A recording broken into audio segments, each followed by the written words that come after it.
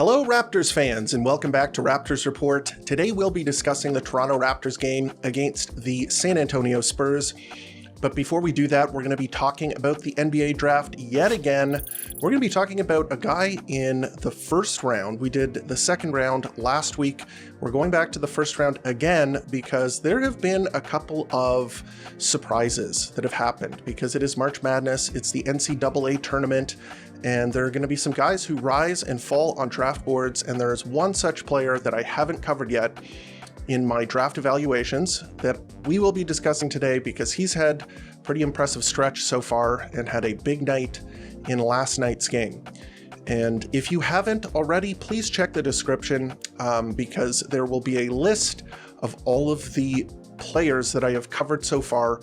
Please take a look at the videos in the description below.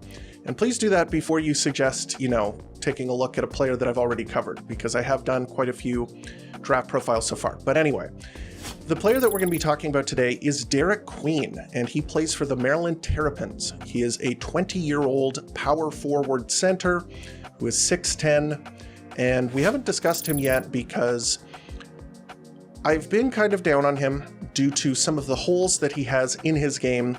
But he has really come on lately and had a bunch of really impressive performances for Maryland and really helped carry them to some pretty impressive victories. So last night, Derik Queen had a really impressive performance where he hit 2 threes, he had 17 points, and he managed to hit a buzzer-beating game winner to propel the Maryland Terrapins past the Colorado State Rams and past the second round of the NCAA tournament.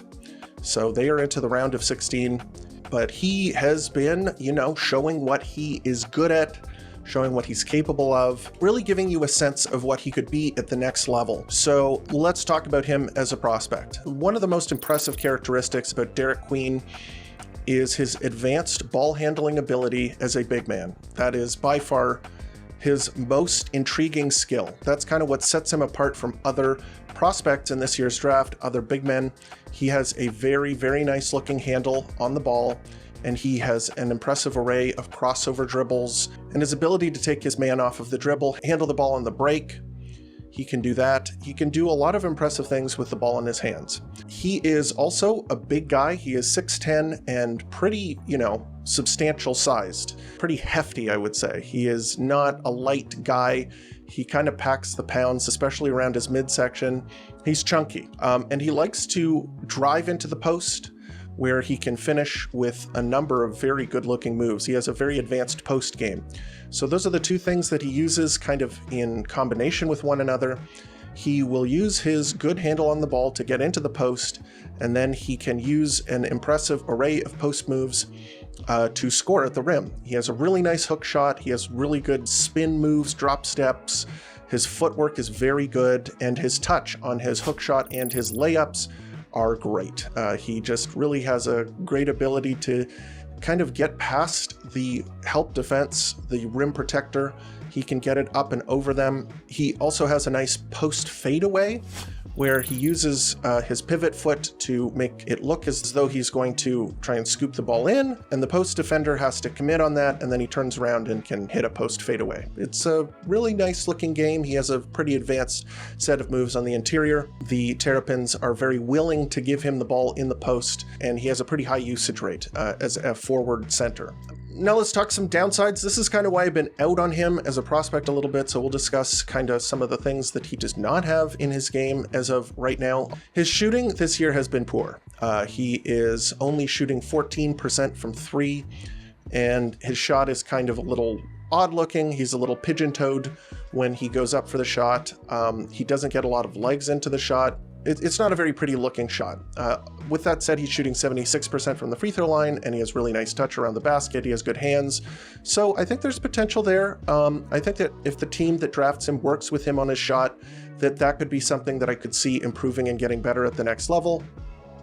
There's a comparison here that we should be making, and that I'm going to give a little later in the video, of a player that he reminds me of, who started off, especially in college, as a very poor three-point shooter, and then at the NBA level really showed that he has the ability to shoot three-point shots, but we'll get to that in a bit.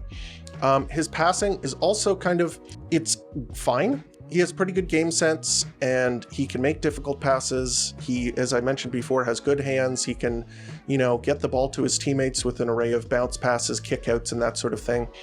But his assist rate in terms of his usage, so he has a very high usage, his assist rate compared to that isn't that high, but I wouldn't say it's necessarily a weakness of his.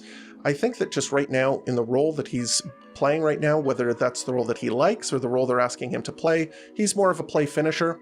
At the next level, if he were to take a step back and be more of a connector, maybe that's something that you could see improve. Maybe he could average more assists, because as I mentioned before, his passing is pretty good. He just doesn't do it very often. So he is a little bit of a black hole when he gets the ball in the post. Although, when they double him, he can make smart passes and smart reads. So who knows if that is just a habit thing or whether that's going to carry over to the next level. Another thing is that he is not an outstanding athlete.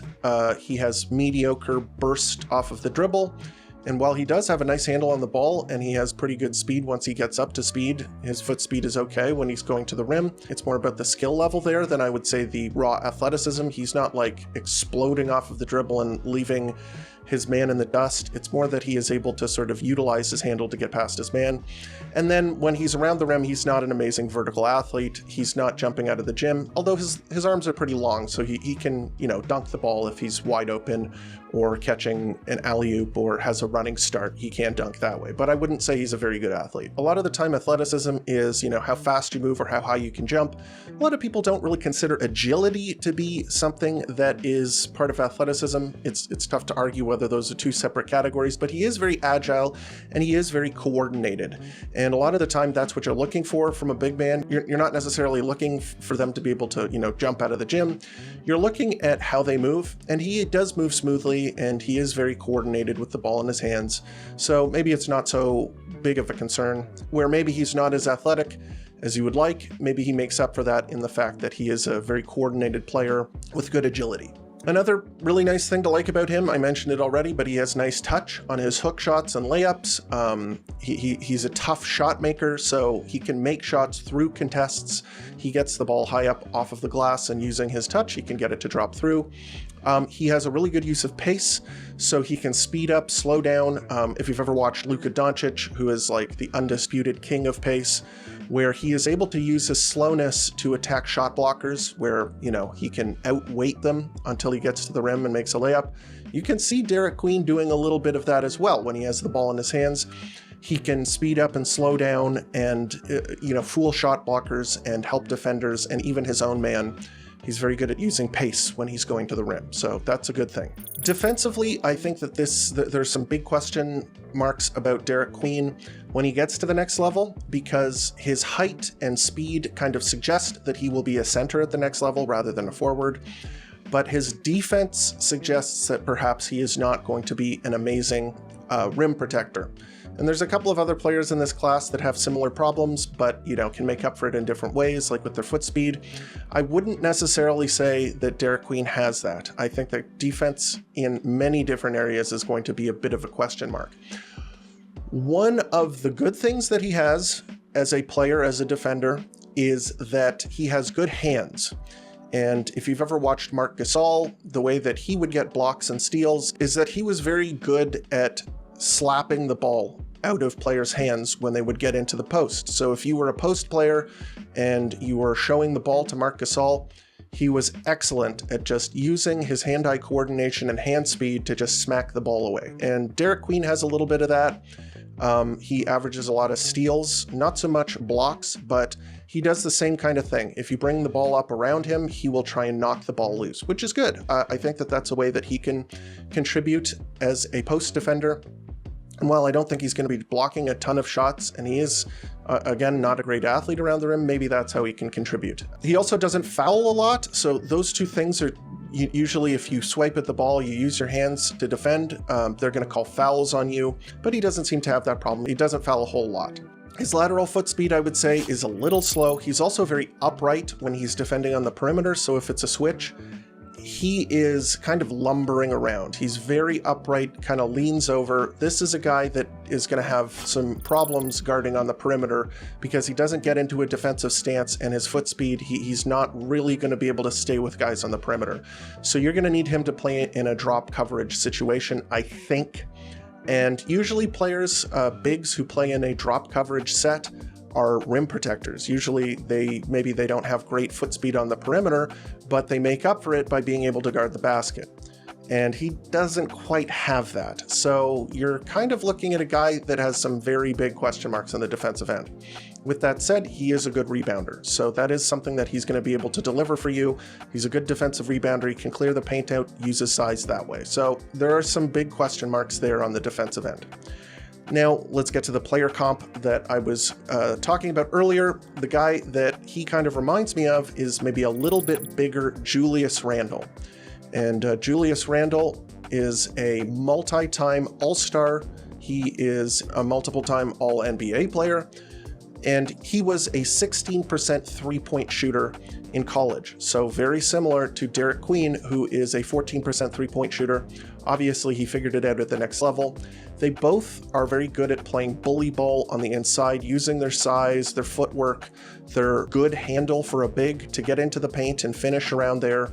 And while, I mean, you look at the credentials of Julius Randle and you would say, well, this would be a good outcome for a player who was drafted in the early teens, the late lottery. I will say that Julius Randle is probably my least favorite player to watch in the NBA. There are other players who are, I don't like from a personal level, but I actually enjoy from a process level. So for example, Draymond Green, I'm not a great fan of his behavior, but when you watch him on the court, I like the way he plays. Julius Randle, his behavior is whatever. He's kind of a prima donna, doesn't seem to be, bad guy or anything like that, but I just hate watching him play. I think that the way he plays is very selfish, and while he averages a lot of assists, he likes to dominate the ball and play with the ball in his hands a whole bunch. He's also not a very good defender, so, similar concerns to Derik Queen. Will Derik Queen have the same predilections that make Julius Randle a player that I don't really like? Well, there are certainly some concerns there, but I'm not going to say that, he's going to become Julius Randle, just that there's some similarities there. So maybe he has a similar trajectory, he's a similar caliber of player, but maybe plays a more pleasing basketball style. Who knows? Just in terms of what you're going to be getting from Derik Queen, the package is pretty tantalizing. He's a very good rebounder, he's a very good post scorer, he has a great handle on the ball. He could be, a high-level scorer at the next level. A lot of the time, the stuff that needs to be ironed out can be worked on. Maybe you just have to look at what he is capable of doing, which is scoring the ball in the post, being a rim pressure option in the NBA, which is certainly valuable. And another thing is that he is really showing that he can get it done at the college level. He's made it to the Sweet 16. He has been Maryland's, best player. He's a really productive college player. So he is raising some eyebrows and has made it so that I am interested in talking about him right now because he has impressed me and he's looked good, even though maybe he does have some big glaring weaknesses at the next level. Maybe the upside is worth the downside in this situation. So I do want to talk about him.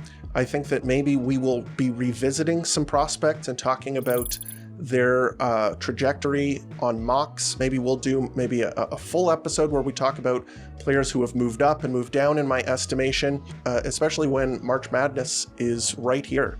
These guys are on full display. Surprises can happen. A lot of players can make a name for themselves, and it's important to keep your eyes open and always be willing to reevaluate based on the current information, and that's always what I'm trying to do. And now we've gotten past kind of the fun part, talking about the NBA draft, some of the prospects. Now we're going to get into the, the scary part. We're going to be talking about the Toronto Raptors and their game last night against the San Antonio Spurs, and this one was horrible. This was a really bad game. But yeah, why don't we get into the player evaluations, and we're going to talk about some of the players that, had good games. We'll start with those players, and then we'll go down the list to the players that perhaps did not have very good games and perhaps are responsible for the Raptors losing in this fashion. So we're going to start with the best player on the Toronto Raptors, maybe even the best player in the game, Scottie Barnes. Scottie Barnes was definitely a cut above the other Raptors in this game. He had a very good game. Most other players had very bad games. So Scottie Barnes had 22 points on 11 shots. He was 8 of 11 from the field. Very good. He was 3 of 6 from 3. Again, great. 3 of 4 from the free throw line. 6 rebounds, 6 assists, 2 steals, 1 block, and 6 turnovers. So that was an issue, especially in the first half. The Raptors got off to a horrible start, turning the ball over 10 times in the first quarter to only 1 turnover for the San Antonio Spurs in the first quarter. Just an absolute nightmare. Scottie Barnes was responsible for a couple of those turnovers, so it wasn't an amazing first half for him. But in the second half, he did turn it back on and really showed the caliber of player that he is, which is good. A very good player and really the best player in the game for the Toronto Raptors. Not really a question. Next up, we're going to be moving on to Jamal Shead. I think Jamal Shead had a good game as well. He had 17 points on 7 of 14 shooting. He was 2 of 8 from 3, which not great, I'll admit, but he did hit a couple of, nice looking shots, some of them pulling up off the dribble. That's nice to see. He had 1 free throw, 2 rebounds, 6 assists, 1 steal, 0 blocks, and 3 turnovers. And I thought he had a good game. They did not play him very much in the second half. I think they wanted to secure the loss, I guess. He only played 27 minutes in this game. Scottie Barnes only played 30 minutes in this game. This was well out of reach in the second half. I'm not exactly sure why they didn't play him more in the second half, because it looked like the Raptors were just getting beat down. I'm just enjoying Jamal Shead, what he brings to the table. I think that he's a productive player. He can score at the rim, he can make plays for others, and when his shot is going, he can contribute in that way as well. And then on defense, he's playing good defense as well. So I think it was a good game from him. Next, we'll go to RJ Barrett, and RJ Barrett, statistically, if you just glanced at the box score, you would say, okay, this isn't that bad a game. He had 18 points on 8 of 17 shooting, which, isn't terrible. He was 1 of 6 from 3, which isn't very good. He was 1 of 4 from the free throw line. Okay, so we're starting to see some warning signs. RJ Barrett has been a poor free throw shooter for the Raptors this season, and this was a bad game in that respect. 7 rebounds, which is good. 2 assists, 0 steals, 0 blocks, and 6 turnovers, and poor defense. So he was leaving Julian Champagnie open a whole lot. I think his defense was, kind of just falling asleep too often. And with the 6 turnovers, that's just not a very good offensive game. It sucks because, he has had a pretty good season this year, but I feel like his season started off very strong and has been gradually going downhill since that point. And I think that this was a kind of a crummy game from him. It was not a very good game. And I'm expecting more from him. So hopefully he can show out for the remaining games. Next up, we'll go to Colin Castleton. Colin Castleton has been pretty good for the Raptors. I don't think he had a very good game last night. He did have a couple of good things going for him, so let's just talk about the stat line. He had 4 points and 2 of 6 shooting. His touch is pretty good, but he gets blocked a lot. That is an issue. He was 0 of 1 from 3. He did have 3 offensive rebounds, which is good. 1 defensive rebound for 4 rebounds in total. So I think that's one of the stronger elements of his game. He is good at creating extra possessions for the Toronto Raptors. He had 1 assist, 2 steals, 1 block, 2 turnovers. I think the defense was pretty good from him, so we'll give him props in that department. But if he wants to set himself apart from the other bigs on this team, he's going to have to make more of his layups, because that has seemingly been his calling card. Kind of what has made him stand out is his finishing ability, is his ability to, when he gets the ball in the post, get it into the basket. Last night wasn't a great example of that, so not a great game from him. Last and least in the starting lineup, Ochai Agbaji. Ochai Agbaji had 2 points in 30 minutes, so not good. 1 of 8 from the field, not good. 0 of 3 from 3. 7 rebounds, which is good, 3 assists, and 0 turnovers. So if you have 2 points on 1 of 8 shooting, you're going to have to be like a superstar in the other categories in order to even have, a mediocre game, because you're so inefficient. And, he was not great in that department. It's not like he was shutting guys down. So, I would say probably the worst player on the starting lineup.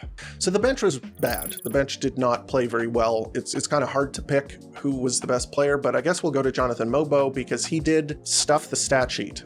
So we'll start with the negatives. He had 6 points on 9 shots, which is quite poor. He was 0 of 2 from 3, and he was missing easy layups. He had a number of air balls this game. He airballed a 3. He also airballed, he had a really nice drive from the perimeter where he drove past his man and then tried to make a floater, and the ball just went over the rim and did not hit the backboard, so he just completely missed the rim. His touch is not good. It's just not good. I don't know what the solution is, and yeah, it's really tough to watch a guy just miss so many shots around the rim. On the plus side, I think almost everything else. He had 10 rebounds, 4 offensive rebounds, he had 4 assists, 1 steal, 1 block, and only 1 turnover. Yeah, I mean, I would say that he's kind of the best of the worst, because he did offer a lot in other categories that were not scoring, but I can't give him a pass here. This was kind of a nasty game, especially from the finishing perspective. Next up, we'll talk about Jacoby Walter. Jacoby Walter kind of struggled from the field. He had 10 points on 12 shots, so that's not good. He was 2 of 6 from 3 and was 2 of 2 from the free throw line, so that's okay. He did have 3 rebounds, all of them offensive, and 4 assists to only 1 turnover. So I think like a pretty decent game, except from a scoring perspective. So very similar to Jonathan Mobo. He's got to work on his handle. He's got to work on his ability to get to the rim, and he's got to work on his finishing ability. Maybe getting stronger is a key element to that, but he needs to polish up his offensive game, because I do like what I'm seeing from him from a shooting perspective. I do like what I'm seeing from him from a floor game perspective. I like what I'm seeing from him on defense. So there are things to like, but I wouldn't say that this was his best game of the season. Lastly, we'll just talk Jamison Battle. Jamison Battle played 22 minutes, and he struggled also from the field, so nobody could really hit any threes. He had 5 points on 1 of 8 shooting. He was only 1 of 6 from 3-point range, 1 rebound, 1 assist, 2 steals, 0 turnovers. Yeah, he's in the game to make shots, and when he's not hitting a high percentage of those shots, I would say he's a negative player. He really needs to be banging those shots in order to get into the positive realm where he's making a positive difference. So, you know, that's the life of a specialist, and sometimes you miss your shots, even if you are a good shooter. So that's what happened last night. And that was the game. This was a really one-sided affair. The Toronto Raptors were playing really poor defense. They were turning the ball over a ton. The Spurs bench was great. Julian Champagnie, the Toronto Raptors had one of the Champagnie twins on their team, Justin Champagnie, who plays for the Wizards now. Julian Champagnie must have been getting the twin revenge game for the Raptors. He had 20 points, being 4 of 6 from 3. So that was, you know, huge for them. And then on offense, way too many poor performances. The Raptors only shot 25% from 3 as a team. That's not going to get it done. They had 7 more turnovers than the San Antonio Spurs with 21. So that's all bad news. And the Toronto Raptors will be playing again tonight at 7 o'clock in Washington. And they've done such a good job of tanking. They've really done a good job kind of fiddling with their lineups to make sure that they are in a position to lose most of their games. I'm very impressed with their ability to hold players out, play them only a certain amount of minutes, finding lineups that don't work, that don't have point guards or whatnot to like secure the loss. So that is pretty impressive. I thought that they might have some issues losing games during this stretch, but they've found a way. They have a challenge, though. They're playing against the Washington Wizards. The Wizards did beat them earlier, mainly due to Chris Middleton and Marcus Smart and some good shot making. So maybe they can do it again, or maybe they've learned their lesson and they won't be playing Marcus Smart or Chris Middleton this time around. And who knows who the Raptors are going to rest, who they're going to start, who they're going to play with this game. Maybe they see this as a foregone conclusion. Maybe they're penciling this in as a loss, and so they're going to, you know, play a mostly healthy lineup. I really don't know what the strategy is, and it's going to be very difficult to determine, you know, whether they win or lose this game. It should be interesting to watch. And yeah, we'll see you guys tomorrow, because that is the episode. What do you think of Derik Queen? Have I been a little too hard on him? Do you like him as a prospect?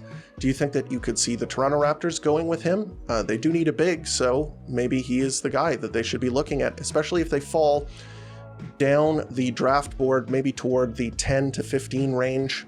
Let me know what you think here in the comments and also on Twitter and Blue Sky. I love talking to Toronto Raptors fans. I love reading your comments. I love answering your questions. We are the best. And if you haven't already, please leave a like on the video and subscribe to the channel because it does help the channel grow. It helps the algorithm know that this is content that will appeal to Raptors fans just like you. And as always, thank you for tuning in to Raptors Report, your source for in-depth Raptors content.